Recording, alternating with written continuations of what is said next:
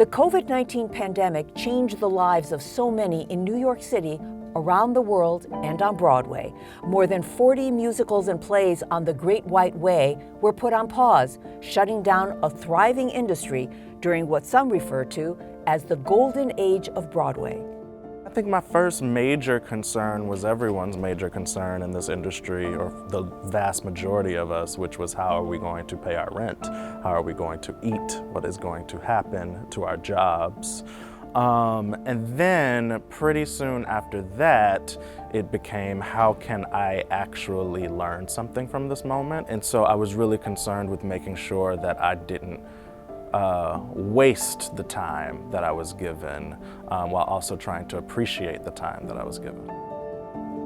Broadway was at full capacity when we shut down, and we had between 10 and 20,000 people that were working, but Broadway impacts 97,000 jobs in the city of New York, because that includes the costumers and the wig makers and the cleaners that take care of the costumes, in addition to the actors and the stagehands and, of course, all of the unions.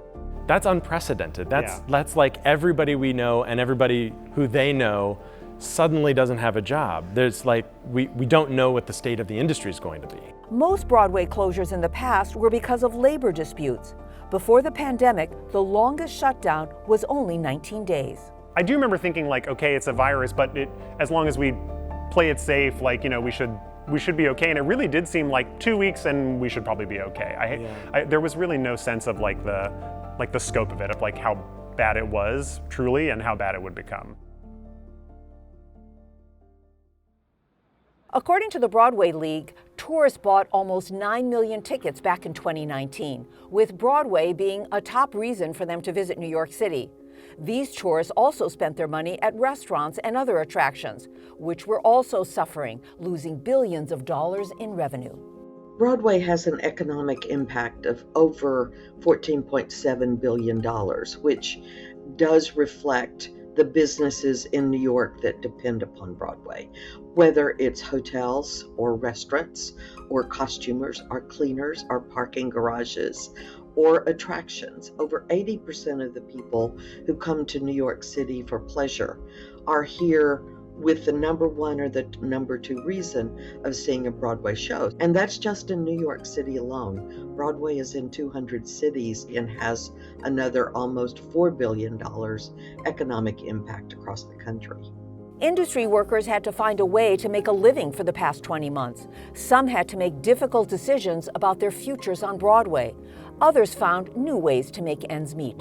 My alternative for work was teaching. And so me and a friend created a curriculum for AMDA, the American Musical and Dramatic Academy. I taught little workshops here and there. I did some private coaching. I just started teaching on Zoom because I'm also a choreography teacher. I teach in universities. I've worked with kids all of my life, and so I had to go back and, you know, work with the families and babysit the kids to make sure that I was able to provide for myself. I look forward to coming to work every day, and that's something I did not know, you know, would be the result of all of this. As of October 17th, there have been more than 700 performances on Broadway stages with no outbreaks or significant shutdowns. The Broadway League expects about 40 shows to be open by the end of the year. While Broadway slowly reopens, some fear it may never get back to its 2019 status. But industry insiders say that even though some things might look different, the essence of the performing arts will always stay the same. For those of us who fell in love with this thing, that eye contact, you know, that the sound of the audience's responses entering our ears in real time, and those story moments landing on an audience in real time, that art form, for as great as those innovations were, and as much as a lot of us scraped by financially using those online mediums, it wasn't the thing we got into this business to do.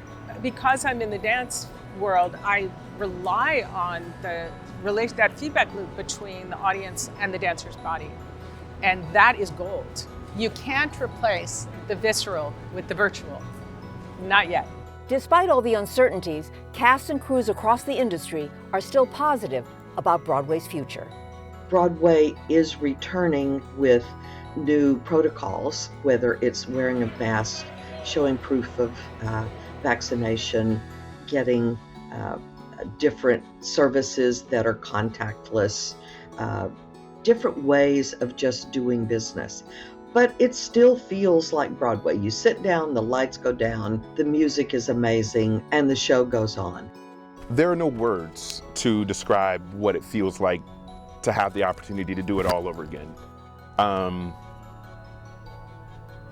It's almost like, you know, jumping in a lake, a really cold lake, and it's that shock and that thrill. And so to be back every day, walking down that hallway, starting the screens back up, you know, making sure my EQs are ready, looking out on the stage at the thrill smiles of the audience as they watch my castmates, like, that's priceless.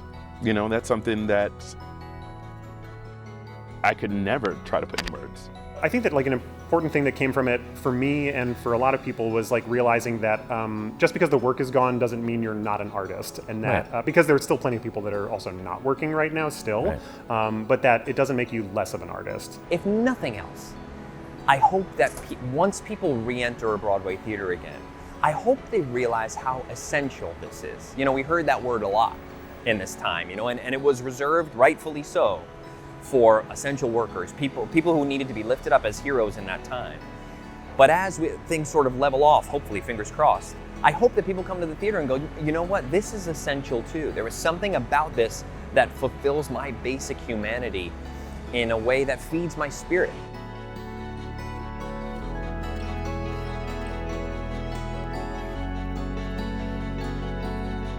Moving and talking and singing, oh God, ah, oh God.